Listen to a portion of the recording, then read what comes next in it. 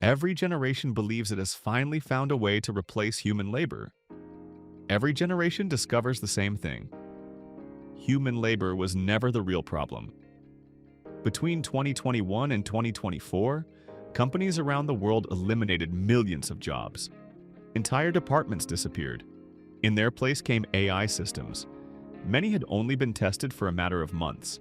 The technology was sold as certainty. What companies received was something far less predictable. The story begins after the pandemic. Businesses were under pressure. Labor costs were rising. Supply chains were breaking. Remote work exposed inefficiencies that had been hidden for years. Companies wanted answers. AI vendors arrived with one: automate repetitive work, reduce costs, increase productivity, scale without adding headcount.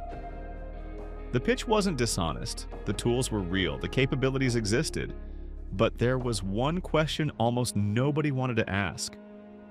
How close was the technology to the performance shown in the demo? Because the gap between a demonstration and a deployment wasn't a footnote. It was the entire story. The first companies to adopt aggressively were celebrated. The media called them visionary. The next wave was called strategic. The companies that hesitated were described as falling behind. The language of inevitability arrived before the evidence did, and it arrived with remarkable force. Investors had already priced the future into company valuations. Now the future needed to arrive on schedule. Whether the technology was ready or not, the companies that moved first weren't reckless, they were cautious. They hired consultants, they ran pilots, they reviewed white papers, they measured everything, and on paper the numbers looked promising, at least at first. What those measurements failed to capture was the knowledge walking out the door. The employee who knew every unusual customer issue. The analyst who spotted fraud before it became a loss. The manager who understood the edge cases nobody had included in a training set.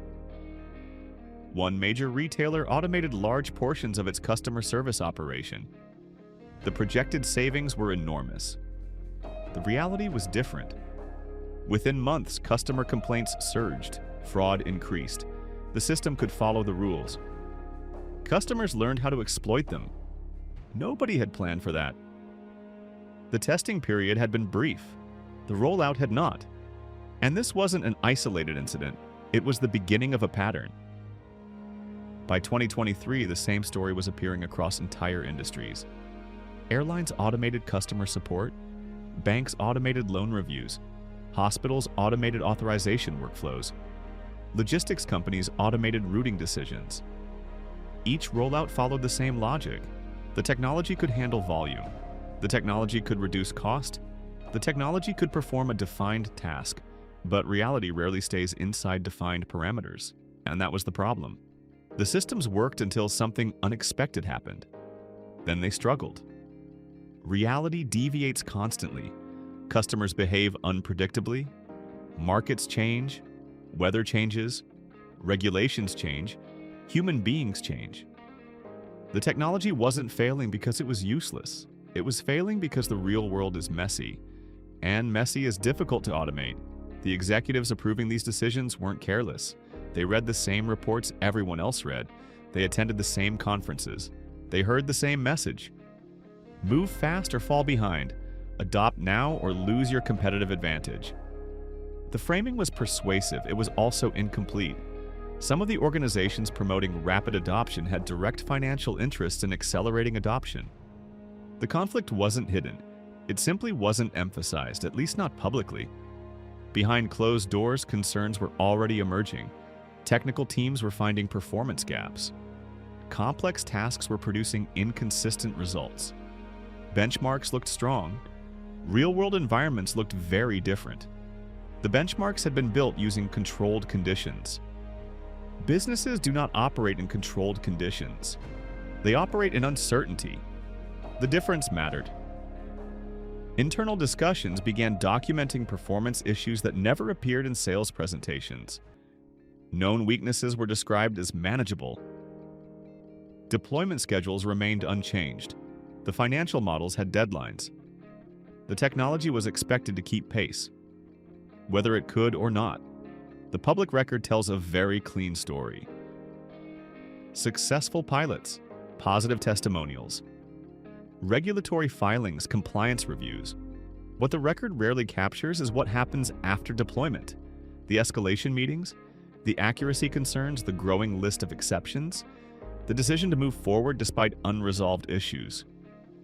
Not because the issues were considered insignificant, because delaying deployment carried its own financial cost, and in many organizations that cost mattered more. The layoffs arrived with carefully written press releases. The language was familiar. Transformation, efficiency, innovation, future readiness. The workers who lost their jobs received severance packages. The companies received praise for modernizing operations. Everything looked orderly from the outside. That was part of the problem. The process had become normal. Millions of jobs disappeared during this period. Many vanished after boardroom decisions based on optimistic assumptions and incomplete information. The warning signs existed long before the layoffs began. Researchers had spent years studying the limits of automated decision-making. They published findings on bias, performance degradation, failure rates, and the limits of machine judgment. The information wasn't hidden. The people making these decisions had access to it. The research wasn't ignored because nobody saw it. It was ignored because it complicated the narrative, and the pressure to move forward was stronger than the incentive to slow down. By 2024, companies began changing course.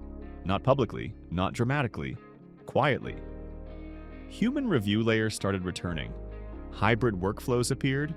Organizations that had removed people from the process were putting them back. The language changed. The reversals weren't described as reversals. They were described as enhancements. Optimization, improvement, innovation. In reality, many companies were rediscovering the value of human judgment, the same judgment they had recently eliminated. But the people who lost their jobs weren't always coming back. New employees were often hired instead, sometimes at lower wages, sometimes with less experience. The institutional knowledge that had been discarded remained discarded, and the people paying the price were rarely the people who approved the decision. A warehouse coordinator spent more than a decade learning seasonal logistics patterns. She wasn't replaced because she performed poorly. She was replaced because software was certified to perform the same function. The certification didn't account for years of practical experience. The errors that followed cost the company far more than her salary ever had. By then, she had already moved on to contract work, for less pay and fewer benefits. Nobody issued a press release about that. A credit analyst lost his job after a bank removed human review from parts of its lending process. The software could analyze numbers. What it couldn't do was recognize the subtle warning signs experienced analysts learned to spot over time. Defaults increased. Human review eventually returned. The analyst did not. The bank described the change as an enhancement. No correction followed. In healthcare, automated systems began making decisions that affected real patients. Procedures were delayed, appeals increased, some decisions were overturned. Some weren't overturned quickly enough to matter. The consequences weren't measured in quarterly reports. They were measured in human lives. This story isn't unique. Industries have told versions of it before. Railroads promised efficiency. Oil companies promised scale. Technology companies promised automation. The structure of the argument rarely changes. The new system is better. The transition is inevitable. The people affected will adapt. Some do, some don't. The people who don't are rarely included in the final accounting. They become a footnote, a rounding error, a forgotten cost inside someone else's success story. The real question was never whether the technology worked. The real question was who decided readiness was optional, and why. Because the cost of certainty is almost always paid by someone who was never in the room.